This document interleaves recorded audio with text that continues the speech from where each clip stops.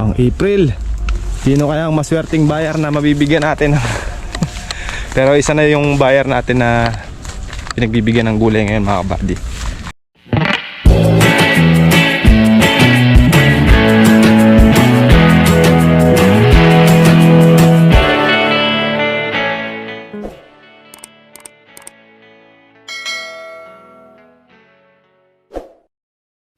Good morning sa ating lahat mga kabady. Nandito na tayo sa farm.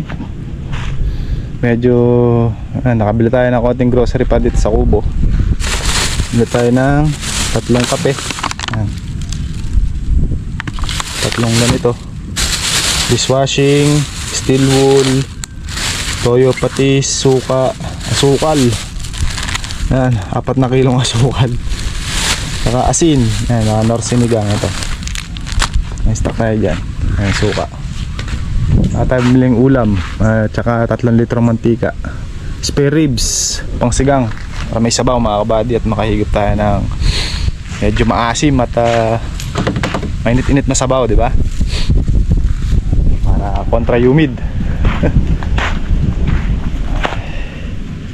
Papatubig tayo sa kalamansi mga kabady at pagandar na ako ng solar. Papakulo tayong tubig nang makapagkape muna tayo. Tubig. Ito na tayo.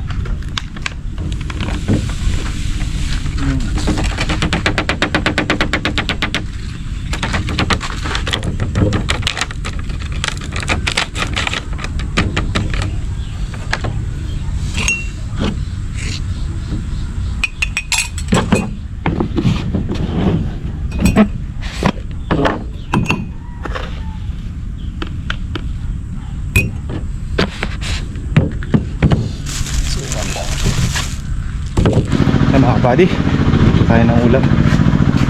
Makakain na tayo. Ito na yung tubig ko. Sanjay oh.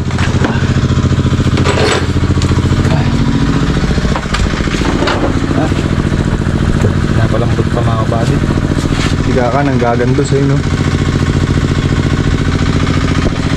Lagi mag-display ng pipinot sitaw. Mamaya ang palaya na hapon.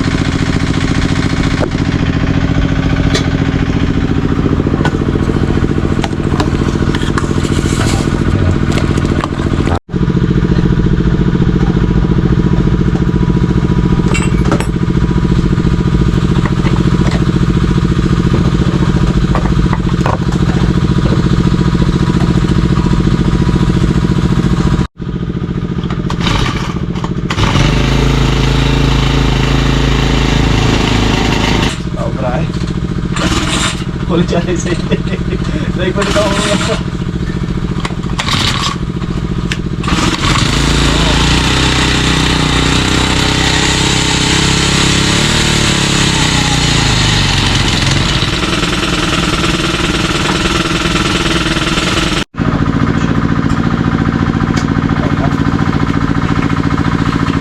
Kain eh.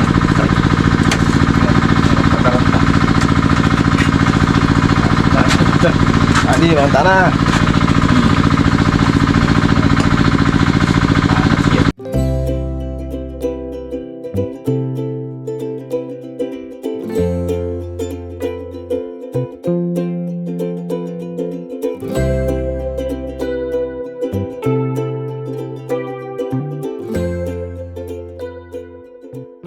Atin pong dalawa mga kabady, mag-uumang ng pante.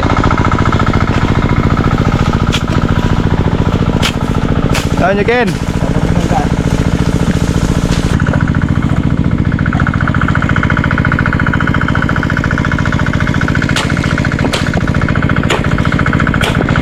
Hey, pagkanoon.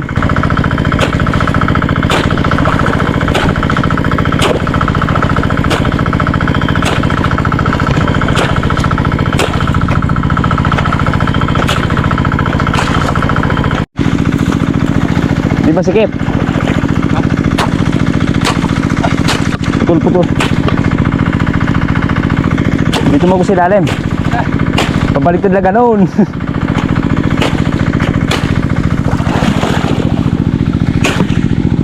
Kalalim dito.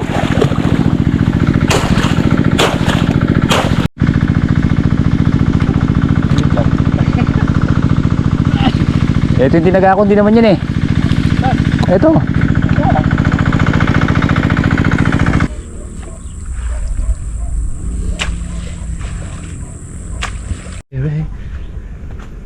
Medyo malinis na mga kabady oh.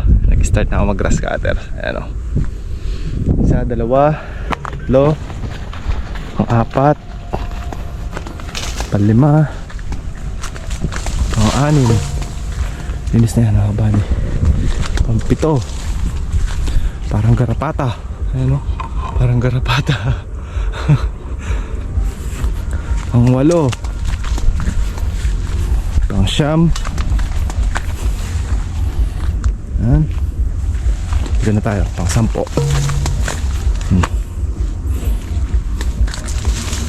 Bira tayo, bira. Yung dalawa mga kabady, si Kaka, si RJ ay nagtatanim ng upo. Yun mga kabady oh. Pang April. Sino kaya ang maswerteng buyer na mabibigyan natin? Pero isa na yung buyer natin na pinagbibigyan ng gulay ngayon mga kabady. Tsaka na mabibigyan natin siya dahil yun nga, sa kanya tayo nakakapagbigay ng gulay. At the same time mga kabady, nakakahiram din ng pampuhunan. Kaya sabi nga lahat ng nagtiis ay hindi mawawalan. Yan, maraming salamat sa mga buyer na nakakaintindi. Medyo malaki na rin ang advance natin. Pero thank you pa rin dahil nagkakatiwalaan tayo mga kabady. Kaya yung tiwala na yan huwag nating hayaang masira.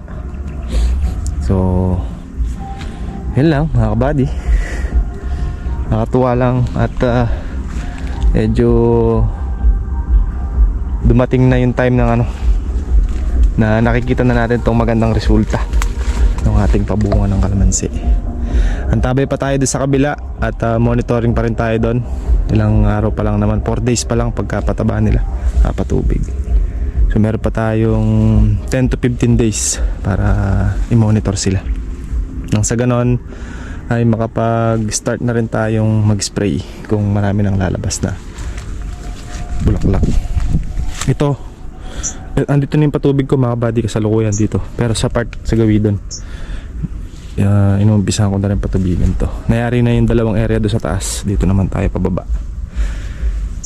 So yun lang mga kabady. At abang-abang lang. Ngayon maraming nagme-message sa akin, maraming nagtatanong kung may available na daw bang kalamansi. Wala pa tayong available. Tsaka pili lang ang bibigyan ko nito dahil nung tayo yung nangailangan ng rescue nung nakakaraang mura ang kalamansi, nung nag 200 per bag, ayaw tayong pansinin. Ayaw pansinin yung kalamansi dahil mura nga. So ngayon pasensyahan muna, susunod na lang, diba? Mga nagtiyaga lang talaga at saka yung mga siguradong buyer ang mabibigyan natin ngayon. Yan mga kabady, bibira na ako dito.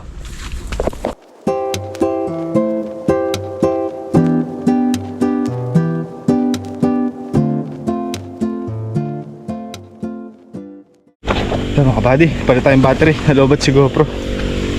2 tudling na lang ang kalamansi sa dulo, tapos na ako dito, kaso dito sa gawi dito hindi pwede mag grass cutter mga kabady, ayan matubig. Lumipat muna tayo dito sa gulay. Saka ayan, grass cutter dito sa pipino. Si ano nito? Si Gardo, ito. Sexy mo na, Jay. Sexy nagtatali. Sexy nagtatali. Sexy yung mga bunga niya.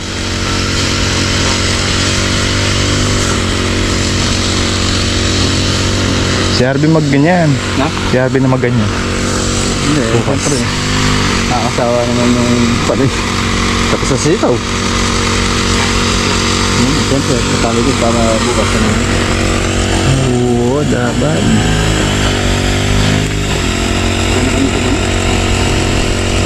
Isa na lang, isang tudlig na lang yung grass cutter ko dun. Lipat ako dito. Hindi mo pwede mag-grass cutter dito, basa. Napatik-tik muna. Galing ni Gara, oh. Ginagamitan ng special power. Mukha. Kagalit ng mukha ko, alam mo. Ah! Salam eh.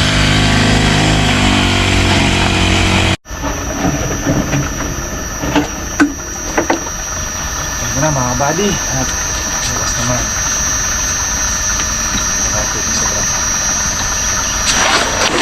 Alas 5 na mga kabady. 4:30. Nakulimlim na pero malakas pa rin. Ayan. Bukas naman. Kanya ka. Buddy, ito na lang yung grass cutter natin. Ito, tingnan nyo. Isa, dalawa. Tapos na. Sa gawidon. Sa susunod naman at pinatutubigan ko. Matuyo. Hindi pwedeng grass cutter ng ganun mga kabady eh. Tatalsik sa atin lahat ng putik.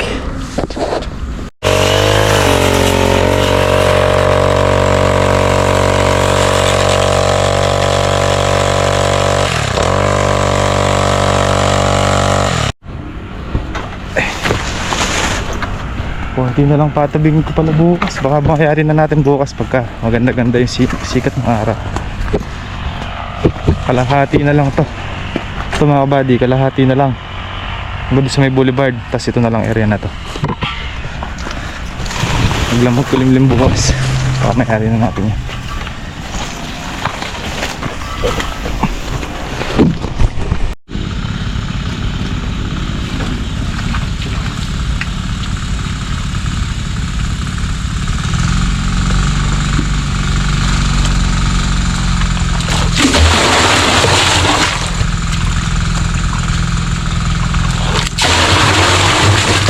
Sasalok na lang yan.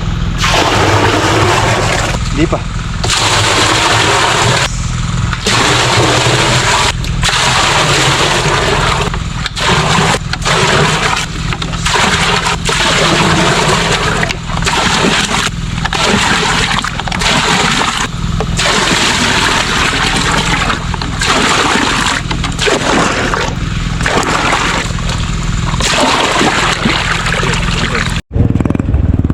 Mga buddy, pauwi na kami.